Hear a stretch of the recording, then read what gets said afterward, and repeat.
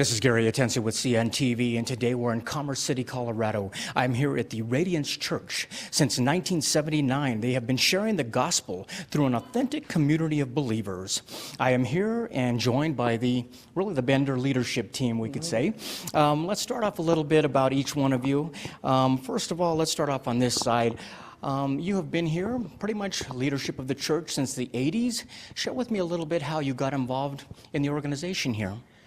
Well, the church started in '79 off a street meeting, and it just continued to grow from there. And Charlotte and I kind of started pastoring together and taking it over, in the '80s. We moved up from downtown. We did a stewardship campaign. We bought some land, couldn't build, so we sold the land. This facility became available. It's amazing how God takes you step by step. In the fray of it, you don't really know sometimes where you're going, but I just really began to realize success is defined in being obedient to the Lord and doing what He wants us to do, and so it's been exciting. A very exciting story. I mean, what began many years ago has grown through community. We now fast forward to the year 2016. It's been kind of an exciting year for you, pretty eventful as you take on new leadership roles here within the church. Share with me what you're hoping for the future here as we go into the next year. Absolutely. I really see God leading us to have an increased impact into this region and into Denver. I think we do have a future in Denver as well. God led us out here to the northeast into Commerce City, but I do think we have a future in Denver. My wife and I live there, and we have a heart for the city as well. But really, it's just being obedient and faithful to what God has called us to. We're all about Jesus and who He is, who He's called us to be, and He's been leading us, and our role is to be obedient and faithful to Him. And our job is to ensure that we grow, not just in numbers, but internally growing closer to Him. Absolutely. I mean, quite honestly, Christianity began over 2,000 years ago. It began by a community, a small group of people who shared the gospel, and across the nation, across the region, and across the world. That's really what you have here today. What do you mean when you talk about an authentic community? Well, we believe that Jesus was very real. If children like you, you're a pretty real guy. And children were drawn to Jesus. And we are to be real. And our relationship with Jesus doesn't end on Sunday morning. It is all through the week. And we have community through the week and small groups. And also, we are connected in our community. We're connected with nonprofits in the community. And so our Sunday gathering is not where it ends. We have a relationship that's authentic and real with the real Jesus Monday, Tuesday, Wednesday, Thursday, Friday, and Saturday, and Sunday. And Sunday's just the time that we gather in a corporate way to then be released into our communities to make a difference.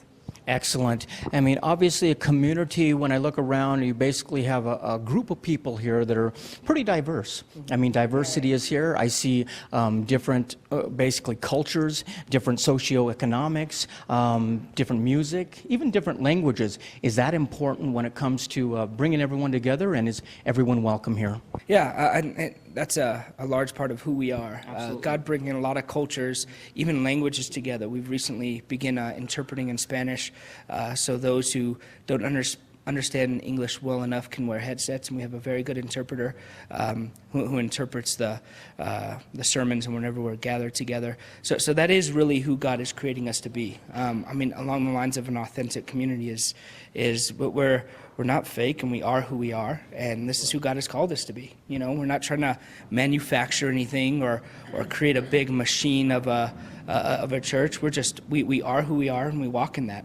And breaking down language barriers has been, especially recently, very big to what God has called us to. It happened very naturally. It wasn't like we set out and said, let's do this, but families who didn't speak any English started becoming a part of our community. And so we responded to that. And then God really showed us that that's a part of our impact and role in this community, especially in Commerce City. It's a lot of Spanish-speaking families, a lot of diversity in that sense as well. So in that aspect, we really do represent the community that we're serving. And in that way, we're just an extremely authentic community. No, not trying to manufacture anything. We just are who God has called us to be. Wonderful. Let me ask you again, When you first began out, you had some ideas of where you would end up, where the facility would be, what you would build, and you were led down this road. Tell me a little bit about this facility. It looks like a perfect fit for you.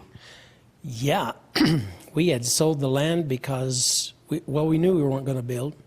And so I knew God needed, that we needed to sell the land. So we thought, okay, we got money in the bank, we'll have interest, that kind of stuff. And almost immediately, this facility became available. And it was kind of like, do you actually think God would, that we would ever even end up here, Right. And but God made a way, and so it's been an incredible blessing, and just a incredible opportunity to buy something, and we couldn't have built something like this for what we were trying to build. Wonderful. It's a great facility. I walked around during the service. Yes. You've got ample room for the people here. You've got a great fellowship area here. Let's start off a little bit about Christianity. I see a lot of connecting. I see a lot of people speaking together. To be a Christian, we have to engage. We have to be part of that community. Let's start off about the team here, how people can really be involved. Everywhere from the greeters, I see ushers that basically are making sure everything runs smoothly as well as safely. Tell me a little bit about your welcome team. Yeah, we have teams that really accomplish anything we need to accomplish. So that's kind of how we're built and how we function, is all through teams. So we do have a welcome team that welcomes people, also doing follow-up. We have an interpreting team. We have a youth ministry team.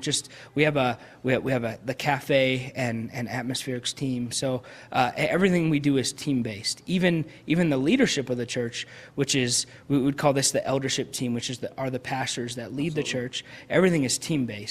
And that's a part of who we are, part of our values too, because even God himself is a team with the Father, Son, and the Holy Spirit, and we see team in that pattern of team all through Scripture.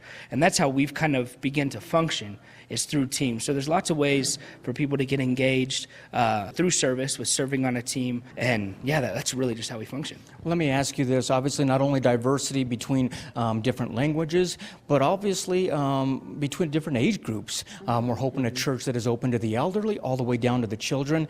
Tell me a little bit about your children's ministry. Where does that take place? Upstairs? Yeah, we have a room upstairs that we're really able to transform. There's like a teepee and lots of rugs, and we have tapestries that cover the walls. So we're really able to transform that space up there. We have an awesome children's ministry team that's been doing a really good job with the kids. It's been awesome to see that grow too, and continue to kind of move forward in how we're ministering to the kids. Speaking of moving forward, I think one of the most critical times for the youth is during the teenage years. Share with me a little bit how you're able to help as far as the youth ministry, and what do you hope for the future there? Yeah, we do have a group of teens. We are working on really getting that launched. It probably hasn't been functioning quite to the level that we want it to, but we do have some young kids who are hungry, and just getting them together and just being around kids who kind of are going through the same stuff. And we have some people who have been serving in that area, and they've been awesome, and they've been gifted in that area as well. So. You also have an events team that takes care of basically conferences that take place here, as well as, or maybe even a garden party out back. What I see is there's a lot of different ways that each person can really be a part of the team here. Yeah, absolutely. We have lots of opportunities for people to engage with the different teams. And really, if something does come up that we need to do together, we'll just create a team to serve in that area. Even before the praise and worship takes place, I noticed that you have a great fellowship area here where people can kind of hang out as a family, not only before church, but after. They're able to meet and mingle. Tell me a little bit about the cafe team. That person has to be pretty friendly with everybody, I would imagine. Yeah, that's a real important thing of who we are, too, when we gather, is that connecting. We really wanted people not just to come in and out like cattle, I guess, but really we're building community, and that does happen on Sunday mornings when we gather. We also have small groups and other stuff that happens a little bit more organically too, but when we gather together on Sundays, we want there to be relationships that are built. We want there to be connecting. So we've actually been intentional about changing that culture to where people do arrive early and connect, sure. And then people don't split right away. Some people do, but that there's opportunity for people to hang out, have coffee, and just be with one another. What I like about a small community church like this is the fact that there really is something for everybody. Not only the people that want to be up front and center on the worship band, but also people that behind the scenes, like the prayer chain. These are all part of really what makes a community special. Is that important that all those spots are filled? Yes, it is. And I think that's what's also very good about having a small community is that we can really get to know one another and we can really know the needs that are in that community. Now, of course, we want it to grow and continue to get larger, but the thing that's been so cool about our community is that we've been breaking down so many barriers.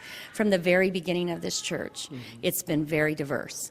It wasn't anything that we weren't intentional about. We just stumbled on it and we just loved people. And people feel comfortable.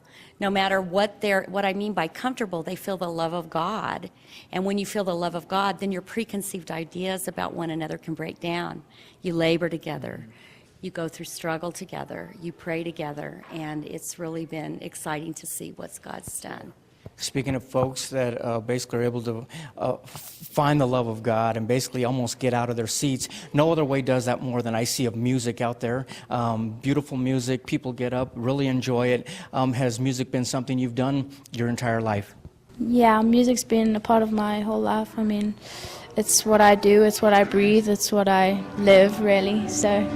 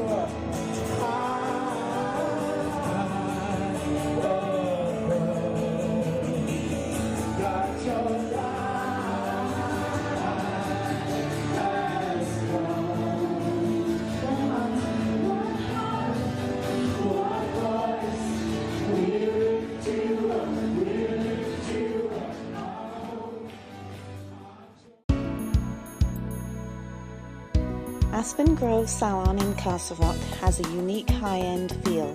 Specializing in European products and Italian hair color, this natural and organic salon offers creative dimensional color and precision cutting with Vidal Sassoon-trained stylists. Visit us today and allow us to create a beautiful individual look just for you.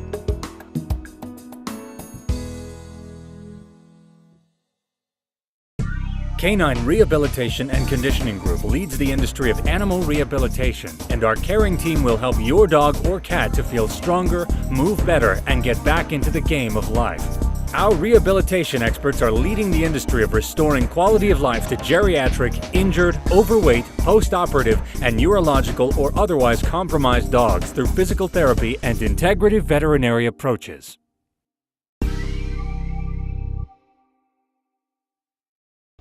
At Down Under Saddle Supply, we supply everyone with the widest selection in the nation of Australian apparel, saddles, and accessories. With oilskin and canvas duster coats and jackets, you'll not only have durable clothing, you'll look great as well. Top off your look with an Aussie hat or cap. A ladies' clothing line as well, finished off with a pair of Emu sheepskin boots or slippers. Water-resistant Emu can't be beat for soft, plush comfort. For all your Australian souvenir saddle supplies and apparel, it's Down Under, mate. G'day, mate. Feel for you when you look out basically at the congregation there and you basically see people connecting with the music that really is a gift for you to provide? I feel very privileged to be on the stage just giving Jesus glory and praise and being able to lead his people into worship. I'm always humbled and just grateful to be given the gift to do so. Wonderful. I mean, obviously for a lot of people, they find Christianity right here possibly on a Sunday. But like you said, Christianity is not a Sunday, one-day event.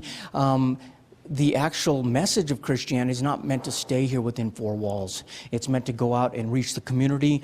Tell me about the outreach program. Is that a very important factor as well? Yes, we've always been a very community-focused church from the very beginning, and have been very involved in our community, and not just in church activities, but in government as well. What I mean by being involved in government is we pray for our city leaders. We know our mayor. We know the city council. We know who these people are. We know who's working and laboring amongst the poor in our community, because we're right there with them. And we believe that if we're going to have impact into our city, we have to be about the peace of our city and helping facilitate good things in our city. And who better than people of faith? And so we've connected with other churches in the area, other community groups in the area, and we've become a facility that they use to launch a lot of their programs as well. So we have several programs that meet here through the week. Speaking of launching other programs right out of the walls here, you have partnered up with nonprofits as well. Some of the nonprofits have gone out and been able to educate people. Tell me a little bit about those. Yeah, well, one of our primary partnerships with nonprofits is through Community Uplift Partnership, and they are Commerce City based, and they're really to serve and to work with those in need in Commerce City, and to really rehabilitate and to bring growth and that kind of stuff. And it's been an awesome partnership with that. We ran their food bank for a little while, and now helping with their mobile food pantry. They have a lot of their meetings, a lot of their life skills class and that kind of stuff here on site with us. So that's been pretty awesome to kind of see that flourish. And then also we have an art school that was birthed out of the church. It's still under the umbrella of the church, but they are beginning to grow in their own, and it's Lit Studios.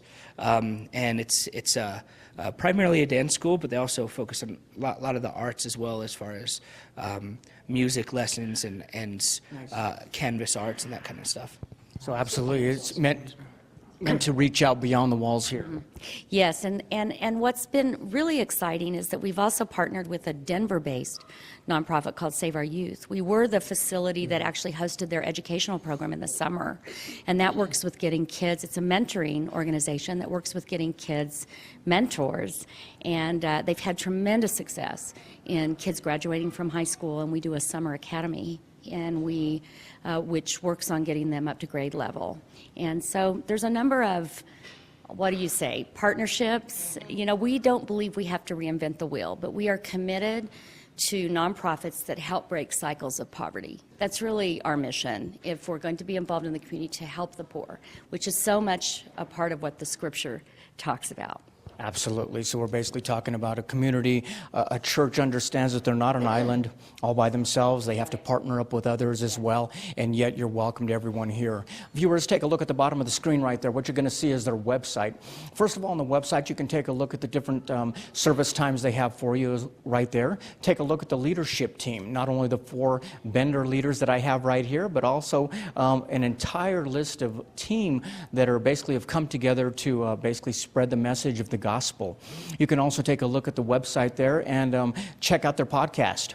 If you can't make it in and you would like to hear the message for the week, check it out right there. They also have an archive of past talks and sermons that they've had right there as well. And obviously on Facebook, they have a lot of programs that are still in the infancy because they're looking towards the future. They definitely need people to come in and take a look. If you'd like to donate as well, you can do that right there on the website also. Let me ask you this. The team, you've seen it evolve throughout the years. You've seen it grown probably in places that you never even imagined it would go to. As you really bring together a community together and spread the gospel, pretty much like they did 2,000 years ago, has it been rewarding to be part of that process? Yeah, absolutely. I mean, it's an incredible privilege to be able to lead God's people in that, and the calling that He's called each and every one of us to be witnesses, to have an impact in our communities, and yeah, I feel incredibly privileged. I mean, even when we had the transition of leadership from my parents to Crystal and I, probably before that, I mean, I was still a pastor, I was still on the team, but I didn't carry the weight of the leadership role. And when we were going through that process, there was like an excitement and a nervous, I was nervous too, but during the actual service and when we were doing that officially, I just had such a sense of privilege to where it is a privilege to lead God's people, but it's also a weight and responsibility. A big responsibility. Christianity has never been a spectator sport. We have to be the ones that are actually in the ring and involved with people, and at times it's exciting, but at the same time it can be very scary. If we have an individual or a family out there that basically hasn't found a family, they live in the area close by, what would you tell them? Well, if you're looking for a place where you can find Jesus being the reality in your life, this would be a good place to come. Not only locally are we connected, but we've also been working into the nations. We started going to Haiti in 1979 and built a very strong... First year that we got married. First year we got married. We went to Haiti. And been going there since. So. 1979, and there's a strong base church there that's planted like 13, 14 churches out of there. And when we were in Africa, we were just in Africa, God really spoke to Josiah about us breaking into Cuba, breaking into the Dominican, breaking into Puerto Rico. And in that year, since we've been in Africa, those doors are starting to open up. We now have a contact in the Dominican, into Cuba. We have a Puerto Rican family that has joined our church, and we have they're here. They're going to take us into Puerto Rico, and so it's just been exciting to see what God has done over the years. Mexico, we've done a lot in, but it's been really exciting to see those Spanish-speaking regions because we have a lot of Spanish-speaking people. So, like you say, authentic. I think is the best word, authentic, basically meaning there's no errors, there's no fake, there's basically who we are. We have problems and we have excitement and challenges just like everyone is. As you've seen, basically, the church evolved since the 80s, probably in ways and directions that you would never have imagined. Maybe at times you felt overwhelmed. As you look back now and you pass off the torch, the leadership torch, how has that been for you? It's been interesting. It's been a challenge. When we're obedient to the Lord, sometimes we don't know what's ahead and why we're going through what we're going through.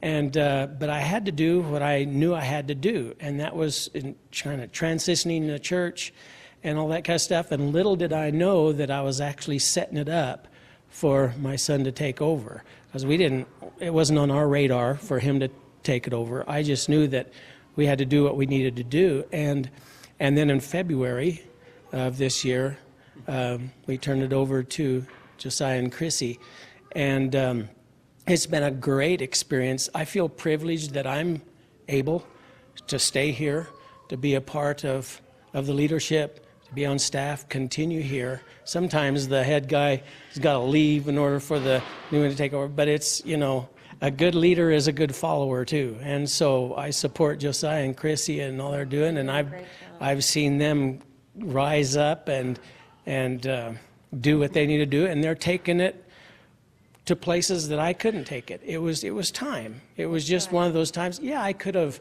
pastored a few more, longer and stuff, but it was time, and Josiah was ready, and so, run for it, and he can take it to another level that I couldn't take it, and now it's a supportive role, and I feel more like a grandparent than the one in charge, just with their kids and stuff. I mean, it's a role shift. It's different, but when you embrace it, I mean, God's got some great things in store, and so it's been exciting for us too, just to see the whole thing. Exciting and challenging. Like you say, our plan is, basically our plan is not always God's plan, and we just have to be open to that plan. Viewers, last time, take a look at the bottom of the screen right there. What you're going to see is their website. Once again, take a look at the team, the different services they provide out there. Basically, this is a church that will be your church. This is a place you can walk in and feel welcome. Join them early on for fellowship. We've got a welcome team. We'll lead you through everything they offer here. Obviously, this is a church that has evolved throughout the years. They've been around since 1979, but this is a great place to come in, praise and worship, and like they say, it is all centered around Christianity of Jesus. This is Gary Atensi with CNTV, and if you don't know, now you know.